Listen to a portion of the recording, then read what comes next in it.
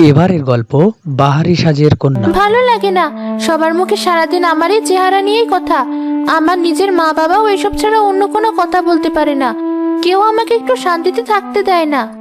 কে যেন একটা পাটকেল ছুঁড়ে মারলো, আর সেটা মেঘলার ঘরের জানালা দিয়ে তার ঘরে ঢুকলো। এখন আবার ঢিল ছুড়ছে কি? ও, ভুলেই তো গিয়েছিলাম যে আজ আসিফের সাথে আমার দেখা করার কথা। আমার জন্য অপেক্ষা করতে করতে ক্লান্ত হয়ে আর না পেরে অবশেষে ঢিল ছোড়া শুরু করেছি। যাই, ওর সাথে দেখা করে আসি।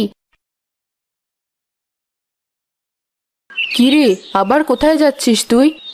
এই তো মা, এখানেই, একটু পরে চলে আসবো। অবশেষে তুমি এলে। কতক্ষণ ধরে তোমার জন্য দাঁড়িয়ে আছি জানো? আমার একটুও মনে ছিল না তোমার সাথে দেখা করার কথা। মনে পড়ার সাথে সাথেই দৌড়ে চলে এসেছি। হ্যাঁ, তা থাকবে কেন? তুমি তো আমাকে ভালোই বাসো না।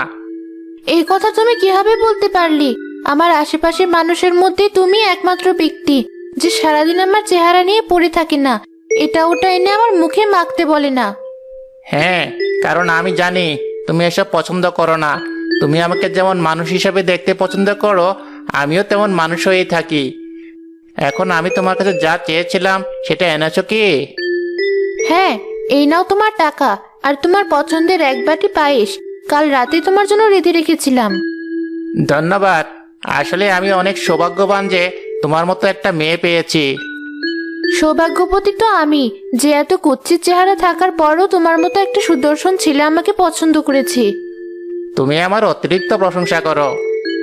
আচ্ছা, অনেক দিনই তো হয়ে গেল। তোমার ব্যবসা দাঁড় করাতে পেরেছো কি? মা বাবাকে আমাদের বিয়ের কথা কবে বলবে? বেশি দেরি নেই। আর মাত্র 6 মাস পর আমার ব্যবসাটা দাঁড়িয়ে যাবে। আর চাচা চাচিকে আমরা আমাদের বিয়ের কথা বলতে পারবো। তুমি আমাকে সাহায্য না করলে আমার পক্ষে এত কিছু করা সম্ভব হতো না। এভাবে কেন বলছো? যা আমার তা তো তোমারও। আমাদের ভবিষ্যতের কথা চিন্তা করেই আমি এসব করেছি। তুমি না থাকলে যে আমার কি হতো। ও, অনেকক্ষণ হয়ে গেছে। মাকে বলেছি আমি যাবো আর আসবো। বেশি দেরি করলে আবার সন্দেহ করবে।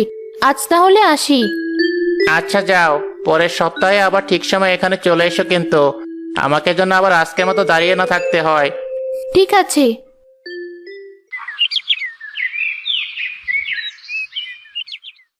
কি, আসিফের সাথে দেখা করে আসলি? তুই তো আমাকে ভয় পাইয়ে দিয়েছিলি। এতক্ষণ গাছের আড়ালে দাঁড়িয়ে থেকে আমাদের কথা শুনছিলি তুই? না, আমি কেবল এখানে এলাম, তোর আর আসিফের কথা শুনে দাঁড়ালাম। ভালো করেছিস। এখন সর, আমি বাড়ি যাব। শোন মেঘলা, আমি তোকে আগেও বলেছি, আজও বলছি, আসিফ ছেলে ভালো না। ও তোর সাথে প্রতারণা করছে। আমি জানি তুই আমাকে ছোটবেলা থেকেই পছন্দ করিস, তাই আসিফের নামে উল্টাপাল্টা বলে আমাকে ওর থেকে দূরে সরাতে চাস। আমি তোর কথা বিশ্বাস করি না, তাই আমাকে এসব বলে লাভ নেই। আমার ভালোবাসা প্রত্যাখ্যান করলেও তুই খারাপ থাক, এটা আমি কোনোদিনই চাইনি। আসিফ তোকে একদিন কষ্ট দেবে, তুই দেখে নিস। আমি চললাম। মেঘলাও তার বাড়ি ফিরে গেল। এভাবে দেখতে দেখতে প্রায় 6 মাস পার হয়ে গেল। প্রতিবার আসিফ আমার জন্য অপেক্ষা করে। আজ আমি 1 ঘন্টা আগে গিয়ে ওর জন্য অপেক্ষা করব। ও খুব খুশি হবে। ওর ব্যবসাটাও দাঁড়িয়ে গেছে। অল্প কিছুদিনের ভেতরেই ও আমাদের বাড়িতে এসে আমার মা বাবার সাথে কথা বলবে।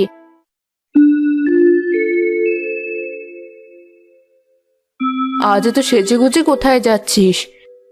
আমার চেহারা কুৎসিত বলে কি আমি এখন সাজতেও পারবো না? সেটা বলিনি আমি। আমার জানতে চাওয়াই আসলে ভুল হয়েছে। যা, তোর যেখানে খুশি যেতে মন চায়। আরে, আমি আসার আরো 1 ঘন্টা আগে থেকে আসিফ এখানে দাঁড়িয়ে আছি। তাহলে কি আসিফও আমার মতো ব্যাকুল হয়ে উঠেছিল আমার সাথে দেখা করার জন্য? আসিফ, তোমাকে বেশিক্ষণ অপেক্ষা করতে হয়নি তো আমার জন্য?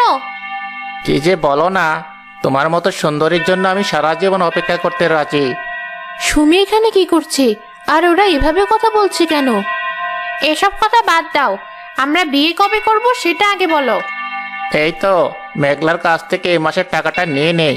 তারপর ওর সাথে সম্পর্ক ভেঙে আমরা দুজনে বিয়ে করব। তুমি এখনো ওই কুৎসিত মেঘলার সাথে সম্পর্ক রেখেছো? টাকা তো সব প্রায় নেওয়ার শেষই। তোমার ব্যবসাটাও দাঁড়িয়ে গেছে। আর কি দরকার ওর সাথে সম্পর্ক রাখার? আরে, নতুন ব্যবসা যত সাহায্য পাওয়া যায় ততই ভালো। আর আমি চাই সম্পর্কটা সুন্দরভাবে শেষ করতে। মেঘলা দেখতে এমনিতে এত কুৎসিত, ও কাঁদলে আরো কত কুৎসিত দেখাবে সেটা ভেবে আরো দেরি করছি আমি বলতে পারো। হ্যাঁ হ্যাঁ হ্যাঁ। এই তো এতক্ষণ একটা ভালো কথা বলেছো।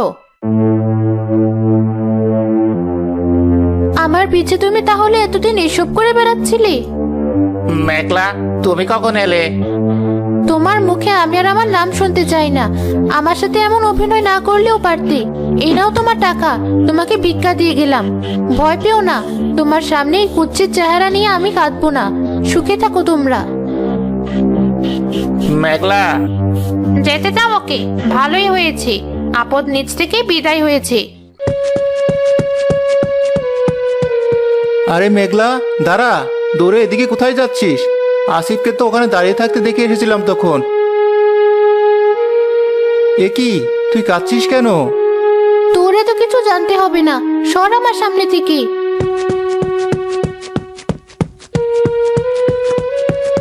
মেঘলা দৌড়াতে দৌড়াতে জঙ্গলে এসে নদীর কিনারায় ঘেসে দাঁড়ালো। কেউ আমাকে কুৎসিত চেহারার জন্য ভালোবাসে না, আমি আরই জীবন রাখবো না। দাঁড়াও, কি হয়েছে? তুমি এভাবে নিজের জীবন দিতে চাইছো কেন? আমার আর বেঁচে থেকে কি লাভ? ভেবেছিলাম এই দুনিয়ায় অন্তত একজন হলেও আমাকে ভালোবাসে, যে আমার চেহারা না দেখে আমার মন দেখেছি। কিন্তু শেষমেশ সেও আমাকে ধোঁকা দিল, আমাকে অন্যজনের সামনে কুৎসিত বলে অপমান করলো। প্রতারকরা তো প্রতারণা করবে। তুমি সুন্দর হলে কি আর কুৎসিত হলে কি? আমি তো কম সুন্দর ছিলাম না, কিন্তু তোমার মতে প্রতারিত হয়ে এখানে নিজের জীবন দিয়ে এখন আফসোস করছি। তার মানে তুমি... হ্যাঁ, ঠিক ধরেছ। তুমিও আমার মতো আফসোস না করতে চাইলে এভাবে নিজের জীবন কেড়ে নিও না। তুমি চাইলে আমি তোমাকে সুন্দর হওয়ার উপায় বলে দিতে পারি। সত্যি বলছো? কিভাবে? হ্যাঁ, আমার সাথে এসো। তোরে বিভিন্ন গাছের লতাপাতা মিশিয়ে মেঘলাকে একটা মিশ্রণ বানিয়ে দিল। সেটা খাওয়ার কিছুক্ষণ পরেই মেঘলার মুখ থেকে সমস্ত দাগ আর ব্রণ চলে গেল। এই মিশ্রণে কি এমন জাদু মেশানো ছিল যে আমাকে মুহূর্তের ভেতর সুন্দর বানিয়ে দিল? তুমি আগে থেকেই সুন্দর ছিলে, কিন্তু সেই সৌন্দর্য দাগ দিয়ে ঢাকা ছিল। আমি শুধু সেই দাগগুলো সরাতে সাহায্য করেছি। যারা তোমাকে আসলেই ভালোবাসে তারা এই দাগের আড়ালের সৌন্দর্য আগে থেকেই চিনি। এমন কেউ আছে বলে আমার মনে হয় না। নিশ্চয়ই আছে, ভালোভাবে লক্ষ্য করলেই খুঁজে পাবে তাদের। এখন তাহলে সবাই আমাকে ভালোবাসবে, আমি আর নিজের জীবন নেওয়ার চেষ্টা করব না। এই নাও, এই প্রাকৃতিক জিনিসগুলো তোমার সৌন্দর্য আরো বহুগুণে বাড়িয়ে দিবে। আর আমার এই ফুলের তৈরি গহনাগুলোও পরে নাও। মেঘলা তরির দেওয়া জিনিসগুলো দিয়ে সুন্দরভাবে সেজেগুজে জঙ্গল থেকে বের হয়ে এলো।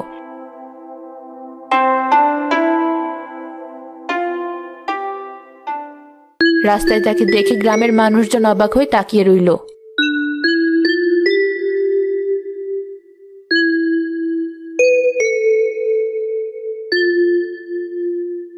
এই মেয়েটা কে?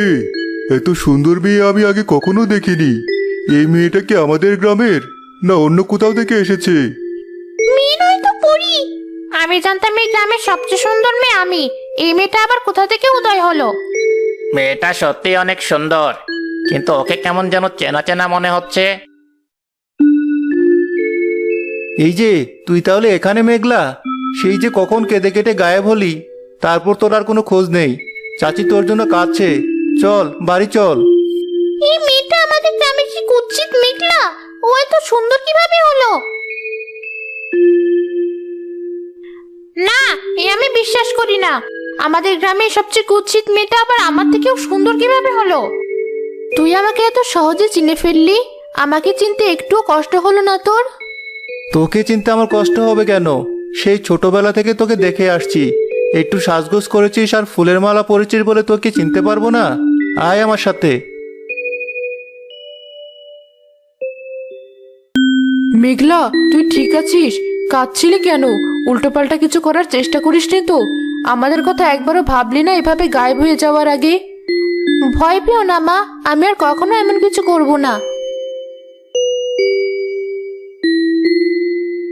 মেঘলা, আমি জানি আজ আমার জন্যই তোমার এত পরিবর্তন। তোমার ইচ্ছা আমি পূরণ করতে এসেছি। সুমিকে ছেড়ে আমি আজীবনের জন্য তোমার কাছে চলে এসেছি। চাচা চাচির সাথে আজই আমাদের বিয়ের ব্যাপারে আলাপ করব। না, তার আর কোনো প্রয়োজন নেই। কিন্তু কেন? তুমি তো বলেছিলে তুমি আমাকে অনেক ভালোবাসো। বাসতাম, এখন আর বাসে না। তুমি প্রথমে সুমির সৌন্দর্য দেখে সুমিকে ভালোবেসেছো, এখন আবার আমার সৌন্দর্য দেখে আমাকে ভালোবাসতে চাইছো। কাল আবার অন্য কোনো সুন্দরী পেলে তাকে ভালোবাসতে চাইবে। আর আমি এখন অন্যজনকে ভালোবেসে ফেলেছি। কাকে? মাজিদকে। সত্যি বলছিস? হ্যাঁ, তোর চোখে আমি সবসময় সুন্দর। আমার এই পরিবর্তনে তোর কোনো যায় আসে না। তুই কোনোদিনই আমাকে কুৎসিত ভাবিসনি, তাই আমি তোকে বিয়ে করতে চাই। মেঘলা আর মাজিদ বিয়ে করে সুখে শান্তিতে দিন কাটাতে লাগলো।